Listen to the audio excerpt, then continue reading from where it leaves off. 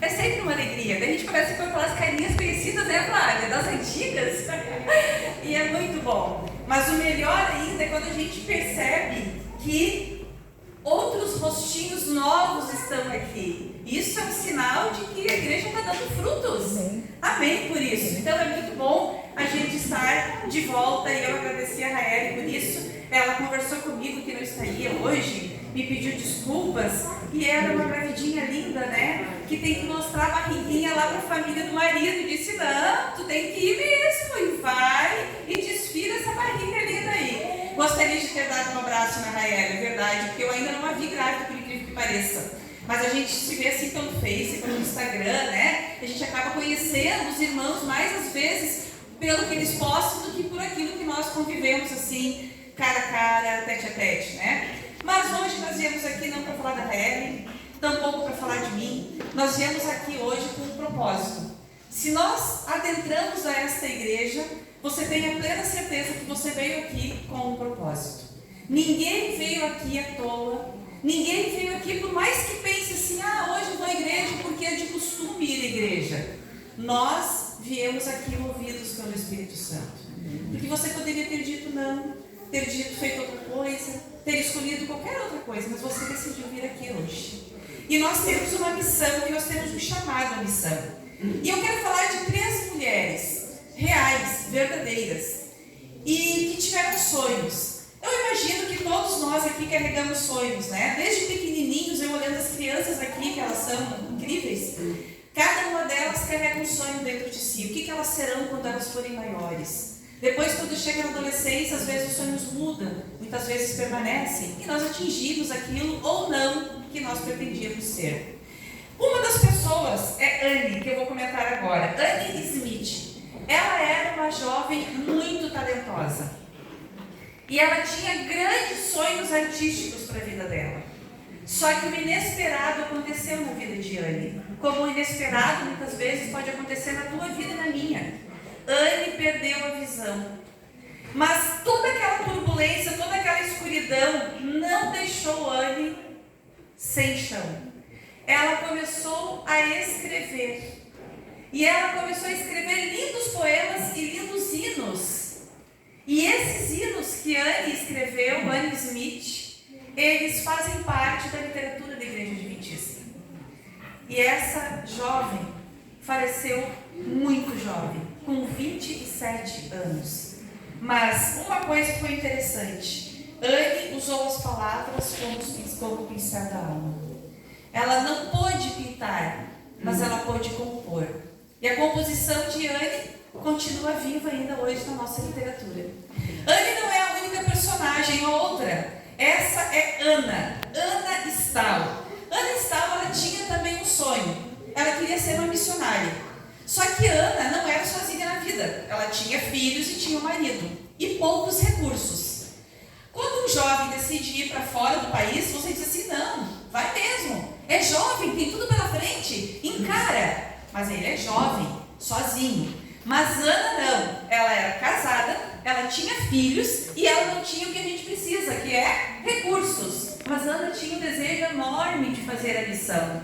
E sabe o que ela fez? Ela orou a Deus, pediu que Deus conduzisse e Ana e a sua família foram para a Bolívia. Ela tinha poucos recursos, mas ela tinha muita fé. Ana estava lá, ela cuidou de indígenas, essa mulher fez partos, ensinou crianças, atendeu pessoas, autoridades, abriu portas para o Evangelho em lugares inimagináveis, onde Jesus não era conhecido. Ela enfrentou doenças mortais, inclusive, perseguições, muitos desafios, mas ela permaneceu ali. E hoje, o nome de Ana está gravado como missionária da América do Sul. A terceira personagem, que também teve sonhos, foi Aiko Araki, esse nomezinho é mais complicado. Ela é uma jovem japonesa e essa garota, a semelhança de Anne, também perdeu a visão sem uma justificativa médica plausível. Ela simplesmente ficou cega. Só que ela tinha no coração o desejo de conhecer E a época em que Aiko viveu era uma época hostil no Japão para o evangelismo. E como ela era cega, sabe o que ela fez? Ela usou uma estratégia.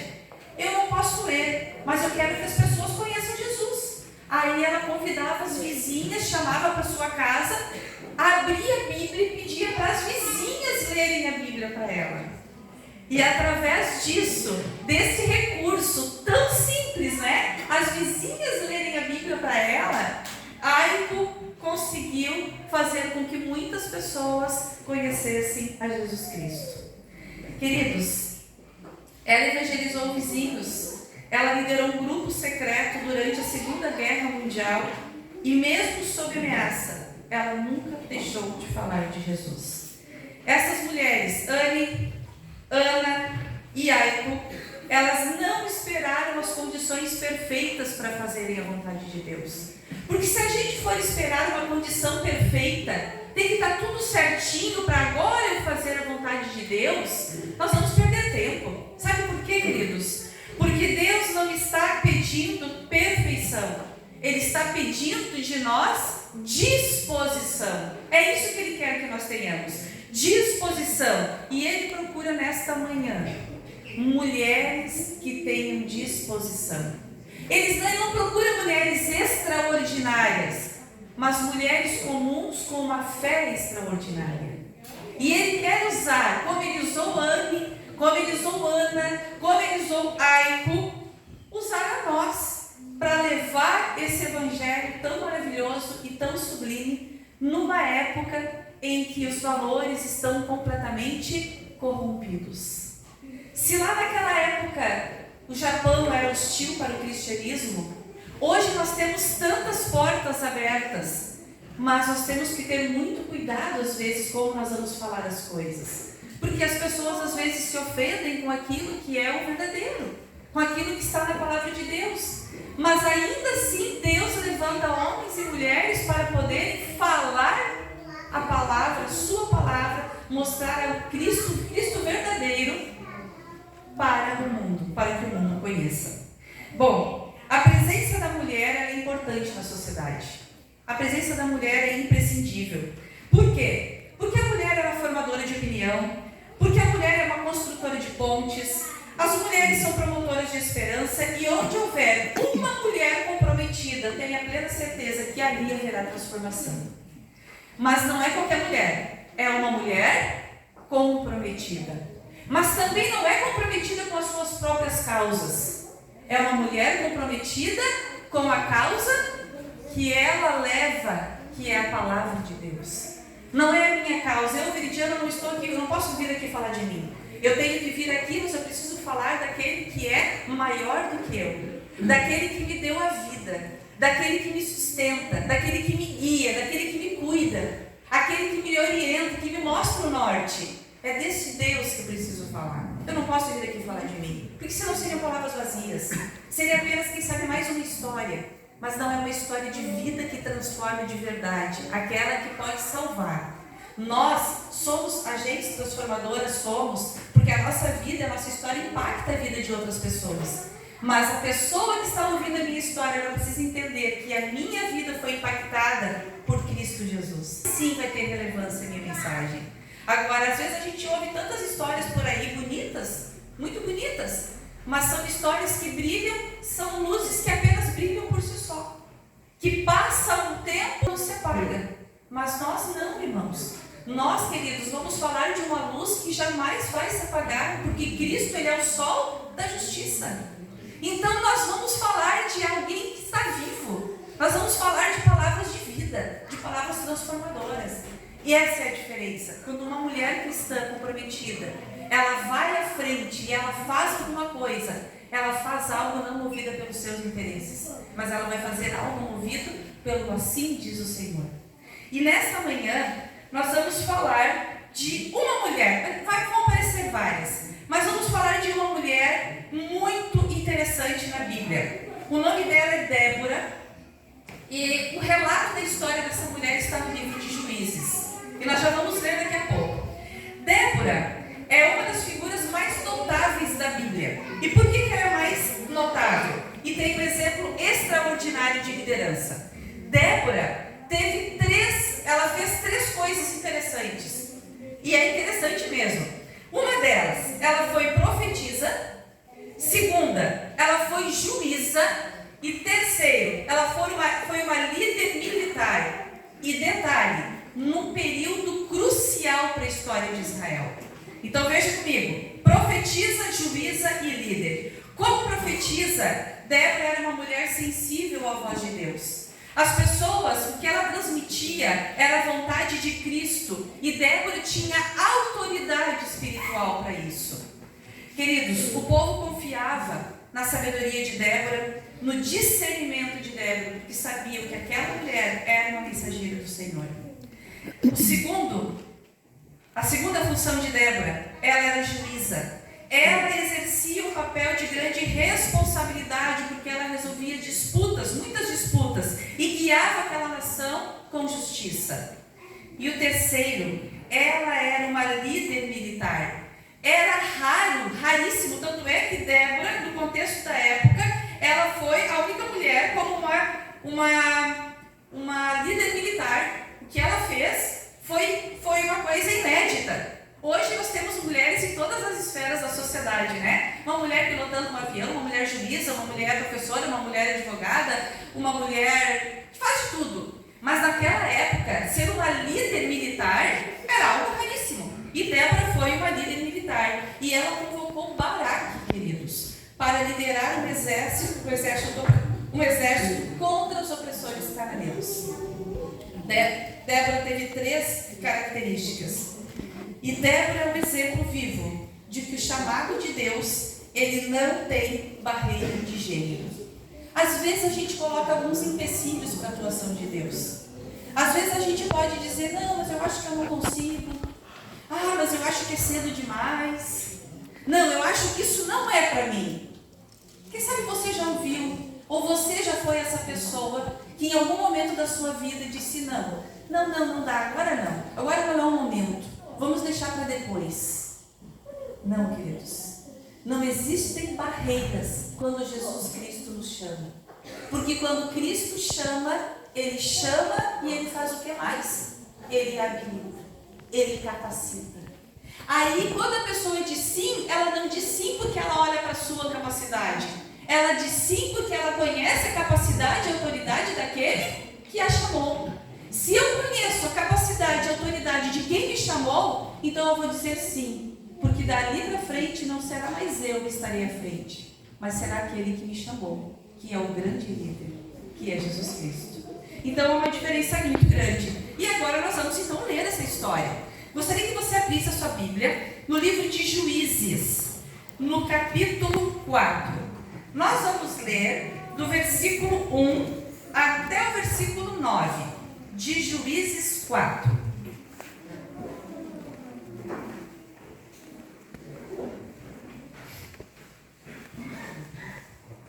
Amém? Então vamos lá. Juízes capítulo 4, versículo 1 diz assim: Os filhos de Israel tornaram a fazer o que era mal perante o Senhor, depois de falecer Eude.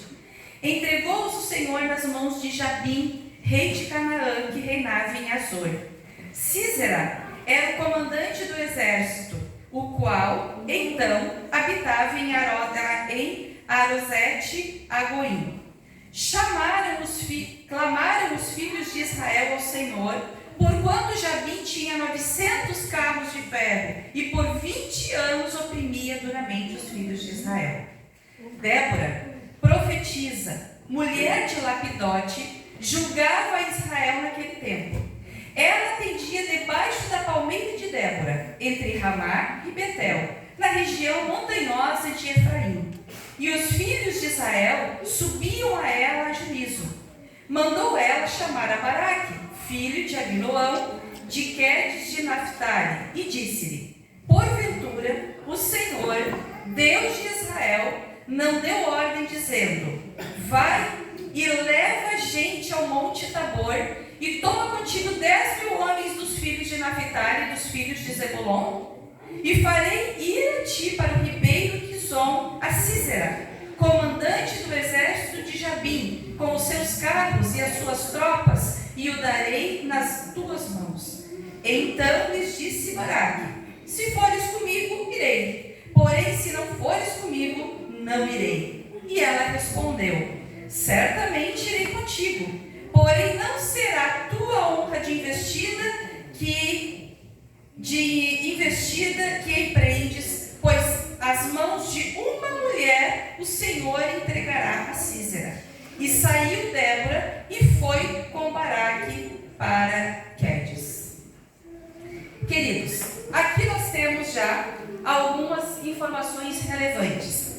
A primeira delas, que o país enfrentava uma instabilidade seríssima, porque nós lemos no início que o povo já tinha feito o que era mal aos olhos do Senhor. Quando a gente faz alguma coisa que não é bom aos olhos do Senhor, a gente já não começa com o pé direito. Então eles estavam numa situação crítica aqui, porque a Bíblia já fala isso. A instabilidade espiritual e instabilidade política estavam naquele momento permeando Israel. E isso aconteceu após a morte de Josué. Josué foi um grande líder, nós estudamos há pouco tempo sobre Josué. E ali então começaram a seguir outros deuses, fazendo tudo aquilo que não era o correto diante do que o Senhor já tinha pedido. E Débora então, a única mulher, como eu disse para vocês, a ocupar um cargo de liderança civil, ela agora vai à frente dessa situação. E naqueles dias, Israel era uma teocracia, ou seja, Deus era o centro. Só que havia um grande problema aqui, irmãos. Ali, todos os sacerdotes da linhagem de Davi, eles tinham a missão de ensinar a lei, de interceder pelo povo. Mas eles estavam num momento de muita fragilidade. Eles não estavam dando conta disso. E agora, então, o que Débora tem que fazer? Chamar Baraque e dizer: mas Baraque, Deus não disse que é para fazer isso que nós acabamos de ler? Reunir os homens para enfrentar Sísera. Deus não te disse isso. Olha bem, irmãos, ela estava convicta, porque ela sabia que o rei já estava impondo durante 20 anos sobre Israel a mão dele, o jugo dele. Agora estava na hora de o povo de Deus ter a sua liberdade. Aliás, nós percebemos, durante vários momentos da Bíblia, que o povo de Deus, quando ele se afastava de Jesus Cristo, do que assim diz o Senhor, ele decrescia, ele caía, ele sucumbia. Daqui a pouco levantava-se um homem ou uma mulher clamando a Deus por misericórdia, Deus ia lá e atuava poderosamente, restaurando o seu povo novamente. E assim foi o que aconteceu agora. Só que olha o detalhe. Quando Baraque ouve o que Débora diz para ele, ele não faz a mesma coisa que Débora. Ele ouve e segue. Ele primeiro diz assim: eu até vou, mas com qual a condição? Tu vai ter que ir comigo. É isso que ele diz. Podem reparar. Aqui no verso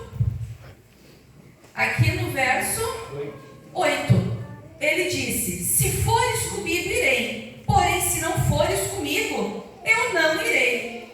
Não sei se naquele momento Baraque estava querendo mostrar que aquilo que estava acontecendo dali para frente seria de responsabilidade, de autoridade de Débora em conexão com Deus, não sei. Ou se ele realmente pensou assim: puxa vida, uma mulher dessas eu quero do meu lado para a batalha. É uma mulher de Deus, então eu preciso ter certeza de que ela vai estar comigo, porque nós vamos vencer. Só que ele não esperava pelo que ela falou. Ela disse que a vitória não viria pela mão dele. A vitória viria pela mão de uma mulher. E o detalhe, querido, a mulher não era ela já era. A vitória não viria. O que eu vejo aqui, irmãos? Eu vejo que Deus, ele é tão perfeito no que ele faz, que ele nos usa como instrumentos. Não sei se aconteceu isso com você, de você falar da palavra de Deus, do amor de Deus para uma pessoa. Parece que aquela pessoa nem deu muita relevância, muito ouvidos para o que você disse. E tempos mais tarde você encontra aquela pessoa nos bancos da igreja. Aí você pensa: mas como assim? Eu falei aquela vez, ela parecia que não deu importância. Mas o que a gente fez? A gente foi um instrumento. Deus só quer que nós sejamos instrumentos. O convencer a pessoa é meu papel? Não! Ele quer instrumentos. Ele quer que Baraque assuma a postura, a condição dele de líder e vá. Agora, o que vai acontecer depois não era mais responsabilidade de Baraque. A ordem era para que ele fosse. Acontece isso conosco. E aqui nós temos algo muito interessante. Débora, ela aceita acompanhá-lo. Débora poderia dizer, não, eu sou um juízo sobre Israel agora. Agora eu estou mandando. Mas não. Débora disse, eu vou, mas também vou alertar você disso. E falou para ele o que nós acabamos de comentar agora. Císera, por outro lado, estava completamente seguro pelo poder militar que ele tinha. Sabe quando a pessoa se garante demais? No meio popular, quando existe algum torneio, algum jogo, alguma disputa, a pessoa diz assim, entrou de salto alto. Já ouviram essa expressão? Ele entrou de salto alto e aí perdeu o jogo, não conseguiu atingir o objetivo. Císera era mais ou menos nesse aspecto. Ele estava entrando na batalha de salto alto. Ele estava achando que todo o poderio que ele tinha era o suficiente, que ele se daria bem. Só que no meio disso havia um rio chamado Quizon. O rio Quizon era um rio que, se você olhasse, aparentemente, ele era um rio tranquilo. Ele não inspirava medo nenhum, nada. Mas no fundo do rio Quizon era lama. E sabe o que aconteceu? O exército entrou ali. E aí aconteceu o extraordinário do Senhor. Aquele exército todo acabou que se sucumbiu. E sobrou, sabe quem apenas? Císera. Ele estava tão convicto de que ele ia vencer, mas ele não contava que havia no meio do caminho um rio. E ele foge sozinho. E quando ele foge sozinho, ele vai encontrar-se com uma mulher chamada Jael e ele pede socorro. E ele diz, por favor, eu preciso de abrigo, porque querem me matar. E ela disse, pois entre. E entrou, Císera dormiu, e quando Císera dormiu, ela matou. Olha bem como é que foi a história de Císera. Ele se garantiu, ele acreditou na sua capacidade, ele acreditou nos seus recursos, ele confiou numa pessoa, tudo eu na frente, né? Eu. E ele acaba sendo morto pelas mãos de uma mulher, como tinha dito Débora. Mas Débora tinha dito por quê? Porque quem é que estava por detrás de tudo, queridos? Era Débora e o seu conhecimento? Não era Débora e o seu conhecimento militar. Não era Baraque e todo o seu aparato bélico. Não era. Era Jesus Cristo que estava dizendo que eles venceriam a batalha. Aqui nós temos que pensar nisso para a nossa vida. Qual é o rio Quizon da minha vida? Qual é o rio Quizon da sua vida? Às vezes, existem alguns desafios escondidos que nós não conhecemos. Mas aí nós temos que ter a certeza de que, apesar dos rios Quizons da nossa vida, Deus está à frente da nossa batalha. Se você acredita nisso, você não vai temer o rio Quizon da sua vida. Porque você sabe que você não vai estar sozinho. O que tiver que enfrentar, você vai enfrentar porque Cristo vai estar ao seu lado. Precisamos lembrar que se Deus está conosco, nenhuma força no mundo ela pode prevalecer.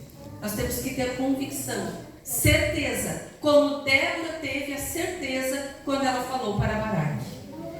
Sabe o que tem outra coisa interessante, irmãos, aqui nessa história?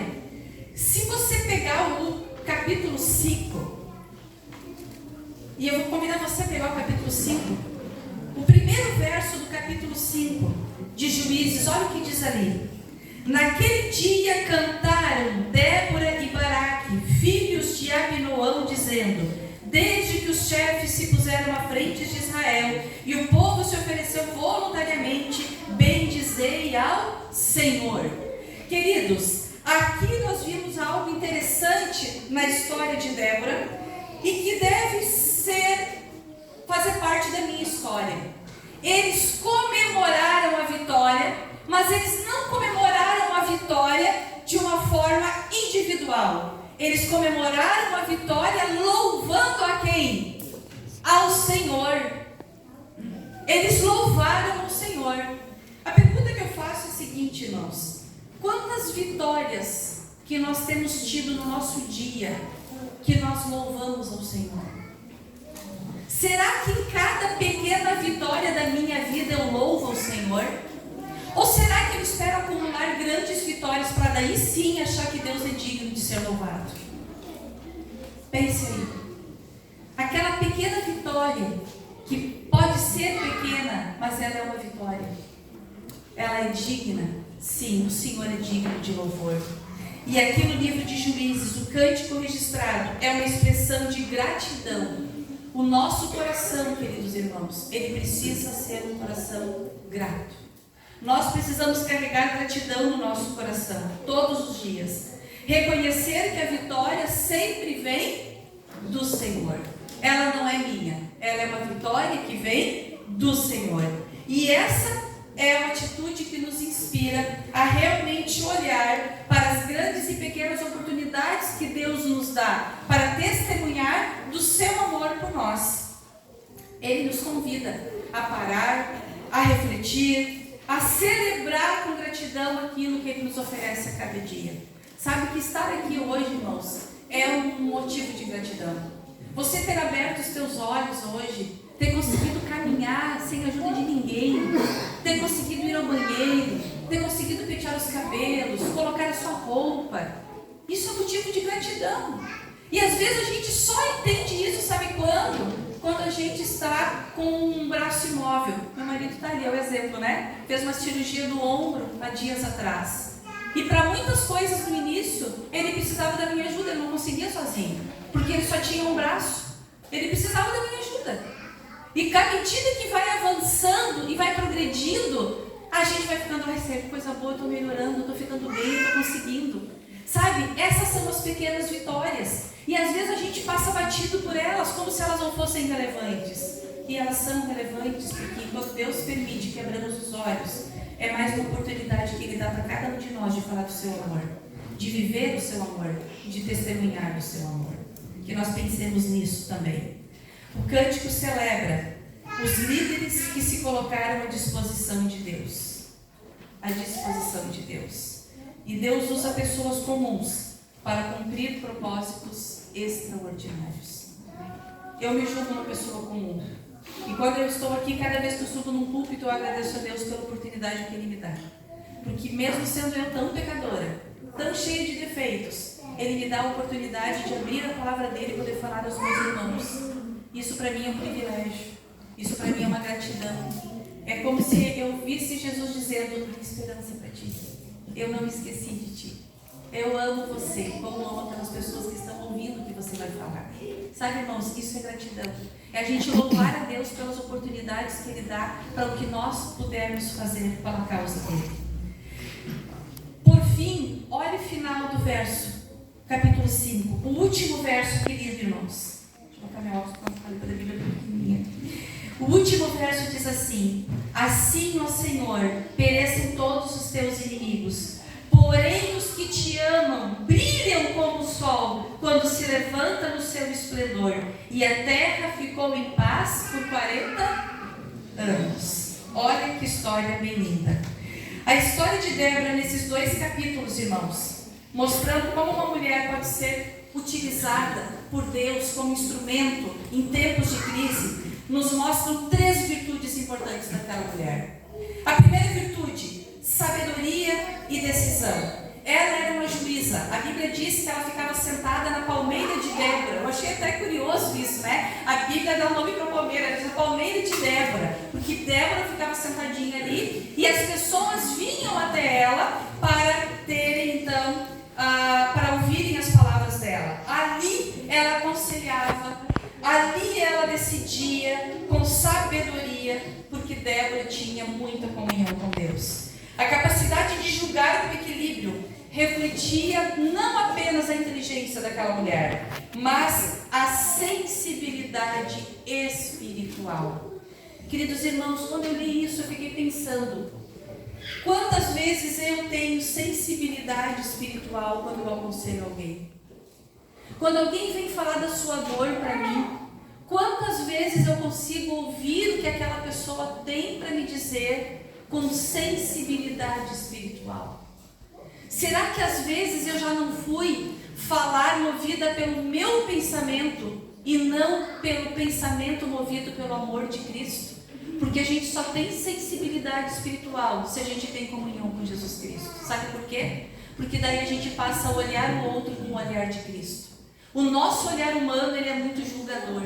Nós julgamos atitudes, nós julgamos reações, nós julgamos roupa, julgamos postura. Nós estamos sempre julgando. Mas Cristo não. Ele não olha com um olhar julgador. E quando eu leio que Débora tem uma sensibilidade espiritual, eu fico pensando: eu preciso melhorar na minha vida. Para olhar para as pessoas, quando elas vierem me perguntar alguma coisa, e ter sensibilidade espiritual. Entender que a caminhada de uma pessoa não é a mesma que a minha. Cada um que está aqui dentro tem uma história de vida. E cada um de vocês tem uma caminhada espiritual diferente da minha. Como posso eu julgar a tua caminhada espiritual se eu não conheço a tua história de vida? Então eu preciso ter sensibilidade espiritual. Débora tinha sensibilidade espiritual. A segunda virtude de Débora era uma mulher que tinha sabedoria e ela tinha decisão. A decisão era exatamente ela ouvir a palavra de Deus e agir conforme Deus tinha dito, não segundo a sua vontade. E Deus confiou a ela essa missão. E Débora fez e agiu conforme o Senhor lhe pedira. Queridos, a sua soberania pode trazer cura. A sua soberania como mulher, onde quer que você estiver. A sua soberania, ela pode trazer conciliação. E ela pode trazer direção para as muitas vidas. Mas para que ela faça e haja e seja realmente essa influência, nós precisamos ter a sensibilidade espiritual. A segunda virtude de Débora foi uma mulher de coragem e de fé. Sim, mais do que uma conselheira, ela foi uma líder de ação. Duas coisas importantes. Quando Deus falou com Débora que o povo venceria, que Baraque venceria, que ela tinha que chamar Baraque, ela não pensou duas vezes. Ela foi lá e chamou Baraque. E quando o Baraque disse: mas eu só vou se você for, ela não ficou inerte. Ela não temeu. O que ela fez? Ela foi uma mulher de coragem. Ela não apenas disse, porque há líderes que apenas falam, mas não fazem. Mas Débora não. Ela liderou, mas ela foi. Ela não se eximiu da sua responsabilidade.